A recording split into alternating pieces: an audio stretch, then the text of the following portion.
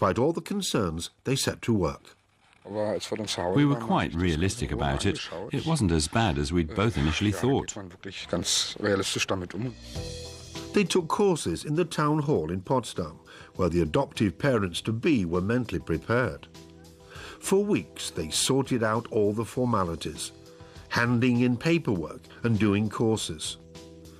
To finally be classed as suitable, they had to compile a photo album to document their entire lives and write a commentary to it. After 6 months, everything was done. They just had to wait. The decisive call came in October 2006. We have a little boy. He's around 1 year old. We're looking for the right family, and the way I know you, I think he'd suit you well and you'd suit him well as parents.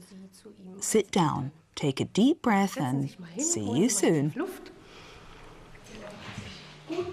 Suddenly, everything went very quickly.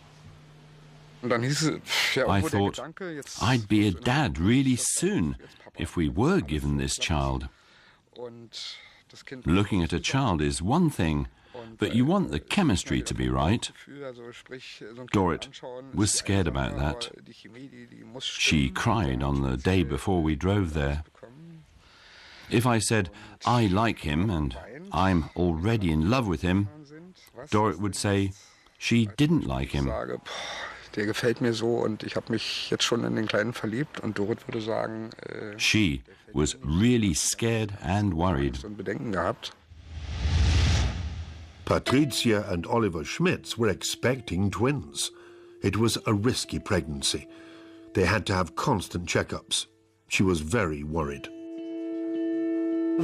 In the first 3 months, the risk of miscarriage is higher. Only after an anxious 4 months were they certain that they were having a boy and a girl and that they were developing well. Then the 5th month was safely over. Now Oliver and Patricia Schmitz were longing for the most important event. The 24th week came, and that was important because then you can do something medically if the children are born too early. This is René, Ronja and Michael Spielmann's son, born on the 29th of December 2010. I was in the delivery room until the child was born. That took more than 9 hours, and that was really bonding when you see your wife, whom you love dearly, in pain like that. You know a birth is painful, but I wasn't expecting it to be so painful, and the afterbirth was the worst. The young mother was completely exhausted, but happy. The first thought was, is he well? What does he look like? Does he have all his body parts? And then I just wanted to sleep. While Ronja Spielmans recovered slowly, her husband lovingly took care of little René. Michael Spielmans enjoyed the time with his son very consciously. They were now exactly the family that he dreamed of at the seaside during that fateful holiday.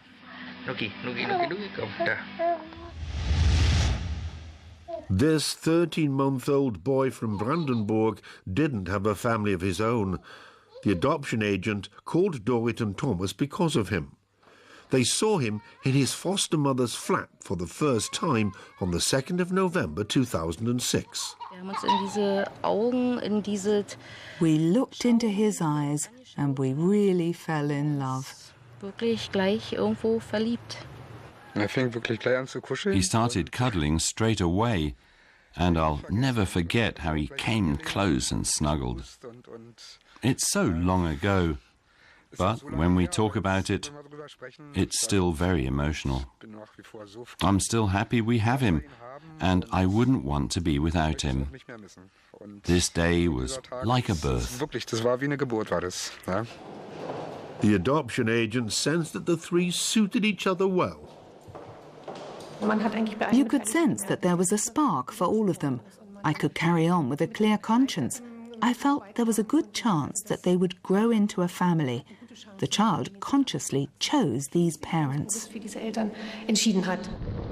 Little Tim quickly became the centre of their lives. Another year was to pass before he legally became their son.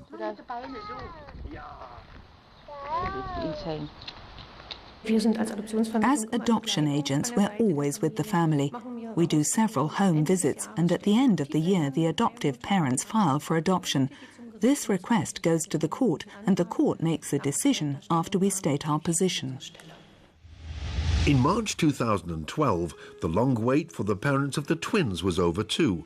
Everyone was preparing for a high-risk birth at the delivery ward in the Helios Clinic in Berlin. Patricia and Oliver Schmitz think back to that day. We kept pacing up and down the hallway. We were so nervous after that pill. We had 6 hours. We went up and down the hallway and up and down the stairs. It's nice to remember it. It was a long time until the delivery. I was lying here and you were opposite me. I had this armchair. The worst time was here too. We started worrying about how the children were doing. The waters had broken already. It was tough. After 27 hours of unsuccessful labour, the children were suddenly threatened by hypoxia in the womb. They had to hurry. Mika and his little sister Finja were born by caesarean section on the 7th of March 2012. It was very moving.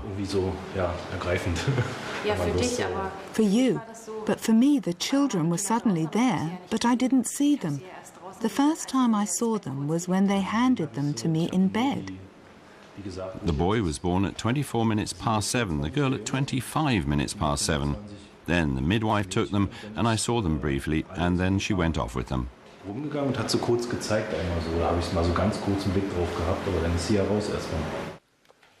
Patricia was first allowed to hold their son, Mika. Finja needed intensive care on the premature babies ward.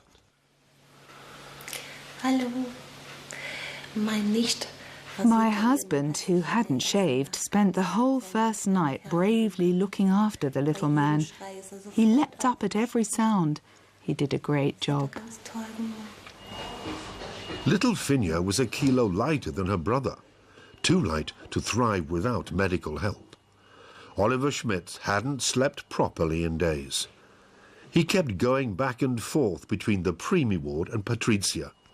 I only had a few minutes during which I could watch her and make a first connection. I thought it was incredibly tough to go back and leave her alone. 24 hours later, little Finja also met her mother. Oliver filmed their first day in the preemie ward together.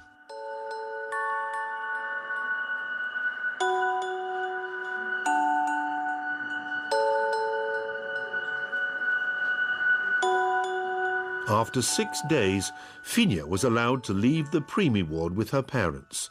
They all arrived in the prepared nest in Schönwalde on the 14th of July 2012. Today's the day we have both children at home with us. Finally, the 4 members of the Schmitz family were united, just like they had always wanted. They had been on a long journey, and they were facing another one with 2 children of their own. The family life they had wanted for so long was there in full force. 2 little, constantly hungry children started dominating their everyday life around the clock. They wouldn't have managed without the help of their grandparents. It's settled into a routine now. We can say that after 4 months. Another 2 months later, and Mika and Finja are doing very well. The waiting and the worries about the pregnancy are forgotten. Mika has just got over a little cold, while Finja is getting her first tooth.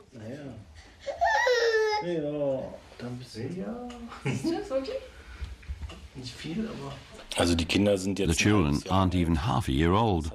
Everything has worked perfectly. We don't think about how bad we felt when we got the diagnosis. We're just happy now that we have our family in our home. And when I come home and they beam at me, it's the happiest thing there is.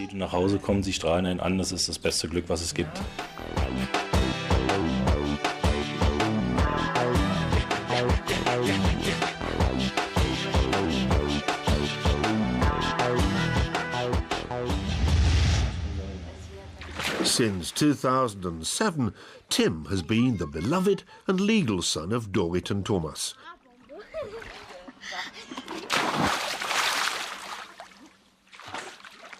Guck mal, wie du mit Papi hier kuschelst. They never made a secret of his adoption. Tim knows that he wasn't in Dorit's tummy. We talk really openly about that, and when he asks questions, he gets very open and honest answers. The day will come when they're bigger and other children will comment that we're not his real parents.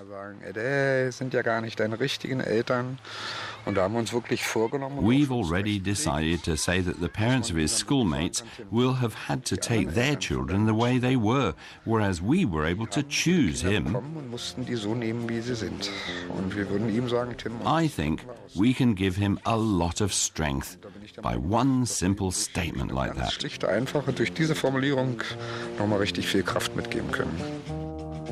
Thomas and Tim have become very close.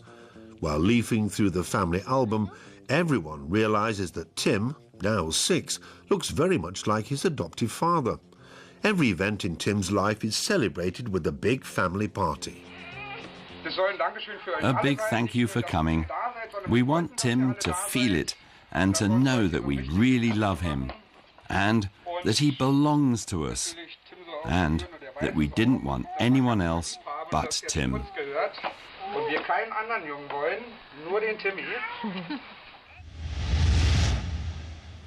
Summer 2012. Michael picks up his son from nursery.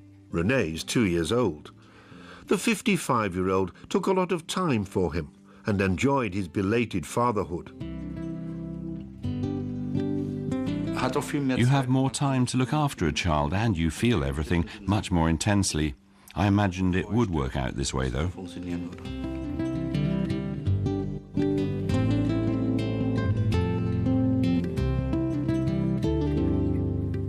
The couple got through all the difficulties together. Michel went through a risky operation. Ronja had the shock of a difficult birth. René has become a proper little cheeky monkey.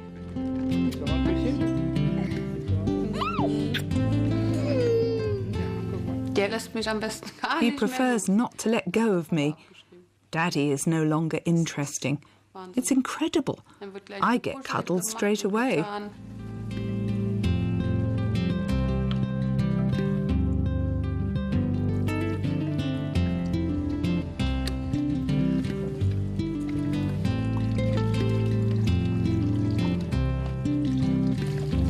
Tim, René, Finja, Mika, they're all very fortunate children. Their parents went on long journeys, and now they can tell stories about how their dreams came true.